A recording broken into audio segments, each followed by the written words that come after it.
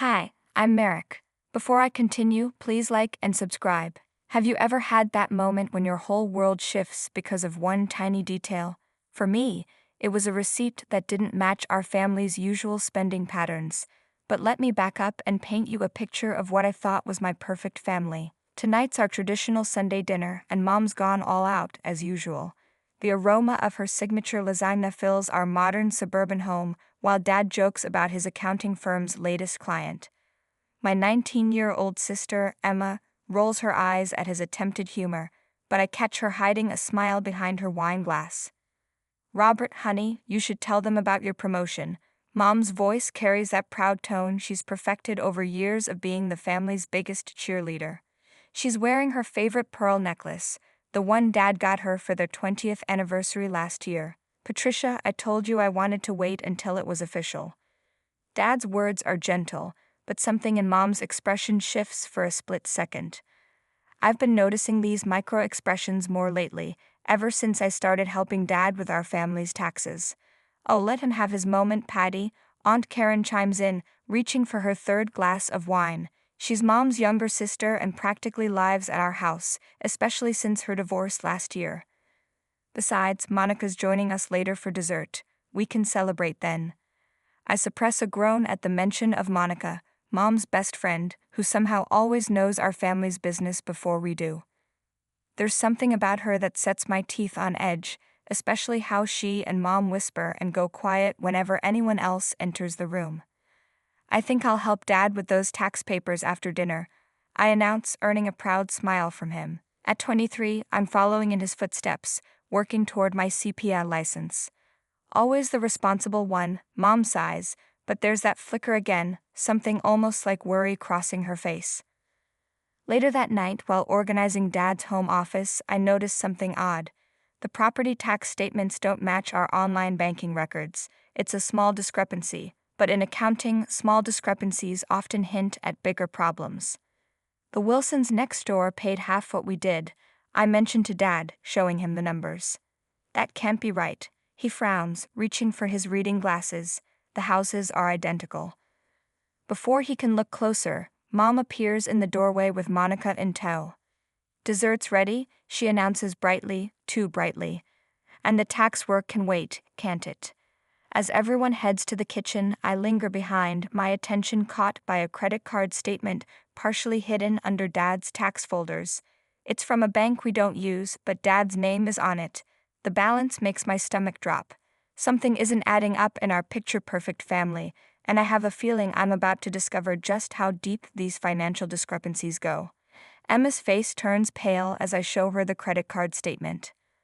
Look at these charges, I whisper, pointing to a series of high-end boutique purchases. They're all from stores Mom said she never shops at. But that's Dad's name on the account. Emma's voice trembles slightly. We are huddled in my apartment, surrounded by financial documents I'd carefully copied from Dad's office. How many more are there? 3 that I found so far. All maxed out. I spread the statements across my coffee table like a disturbing puzzle. And look at the application dates. They're all from times Dad was away at conferences. A knock at the door makes us both jump. Aunt Karen barges in before we can answer, her face flushed with either anger or wine, probably both. Your mother's worried sick. Neither of you are answering your phones. We're busy. Emma shoots back, but I catch her subtly sliding the documents under a magazine. Busy causing trouble? Aunt Karen's eyes narrow on the corner of a statement peeking out. I saw you in your father's office last night, Merrick. Your mother told me you've been asking questions. Like why there's a mortgage on a property we don't own. I pull out another document. Or why Dad's signature looks different on each loan application. Karen's face goes through a series of emotions before settling on something between fear and resignation. You don't understand what your mother's been through. Then enlighten us. Emma's voice is steel. The shopping, it started after your grandmother died. Patricia needed something to fill the void. Karen sinks into an armchair. I tried to help her hide it at first, a few hundred here and there. My phone buzzes, a text from Monica. Stop digging, you're hurting your mother. A few hundred? I laugh bitterly. Try $50,000 on this card alone, And what about the fake work bonuses she's been telling Dad about? Karen's silence is damning. That evening, I watch Mom closely at dinner. She's putting on her usual show, complimenting Dad's hard work, talking about her own successful real estate sales. Remember that bonus from the Henderson deal? She smiles, touching Dad's hand. We should use it for a family vacation. What Henderson deal? The words leave my mouth before I can stop them. Mom's hand freezes. The beachfront property, remember? I told you all about it. No, you didn't. I meet her gaze steadily. Because I checked your office's listings, there is no Henderson property. The room goes deadly quiet. Dad looks between us, confusion dawning on his face. Merrick's been stressed lately. Monica cuts in smoothly from her usual spot at our table. All those long hours studying for his CPA. But I'm already pulling out the documents, laying them before Dad. His hands shake as he recognizes his forged signature on loan applications. After Mom's mask finally cracked, I was going to pay it all back.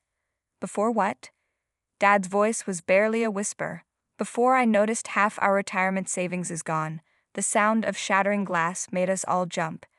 Emma had dropped her water, but she didn't move to clean it up. Her eyes were fixed on the final document I was placing on the table, a loan application dated just last week, with Dad's forged signature still wet with ink.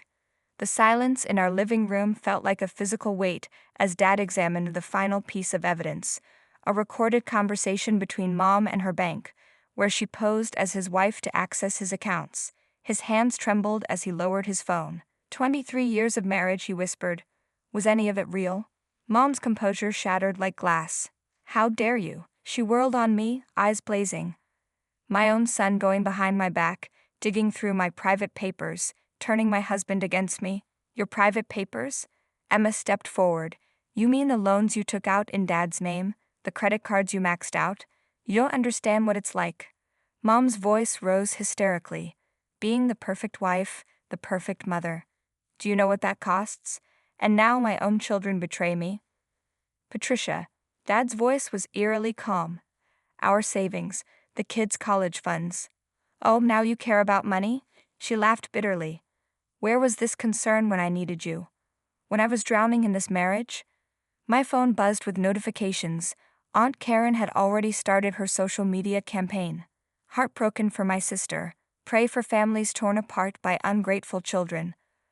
Monica appeared in the doorway right on cue. Patty, honey, my guest house is ready for you. You shouldn't have to stay where you're not wanted. Not wanted. Mom's voice cracked. I gave everything to this family, and you. She jabbed a finger at May. You orchestrated this whole thing. Always watching, judging, waiting to destroy me. Stop it. Emma's voice cut through Mom's tirade. Merrick protected this family. You're the one. Whoa. I see how it is. Mom's face transformed into a mask of cold fury. You've turned them all against me.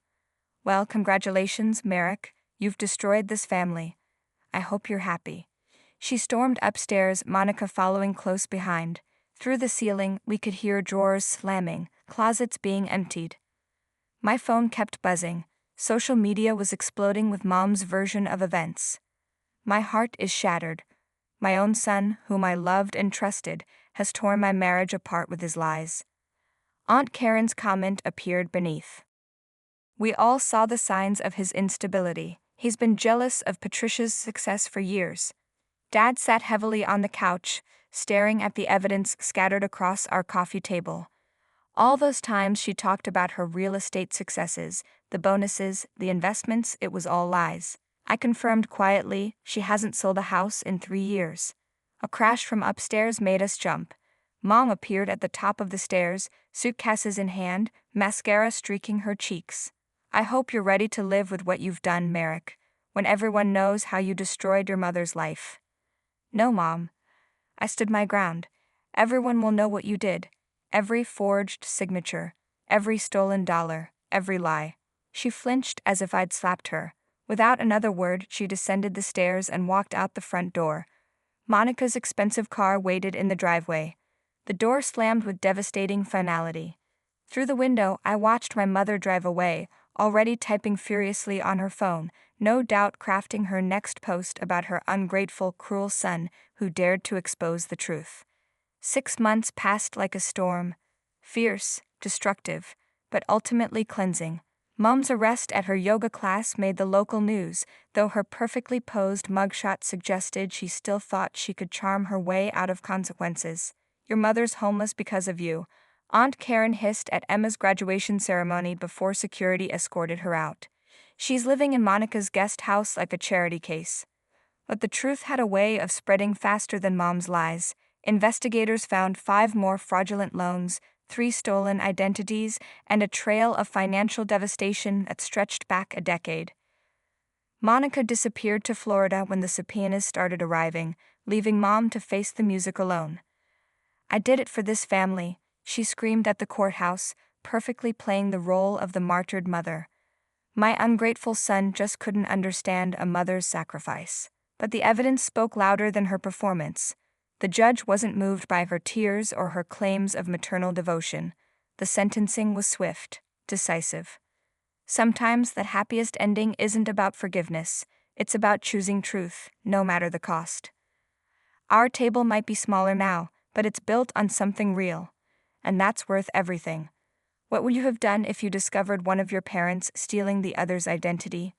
Would you expose the truth, knowing it could tear your family apart, or keep quiet to maintain family peace? Think about Merrick's choice. He chose painful truth over comfortable lies.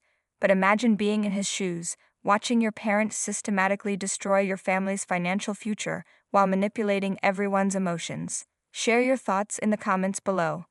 Have you ever had to choose between protecting a toxic family member or exposing their harmful behavior? How did you handle it? If this story resonated with you, consider subscribing for more real family drama stories that explore these complex moral dilemmas. Your support helps us bring you more intense, true-to-life narratives that reflect the difficult choices we sometimes face with those closest to us. Hit like if you stood with Merrick's decision and let us know what you think.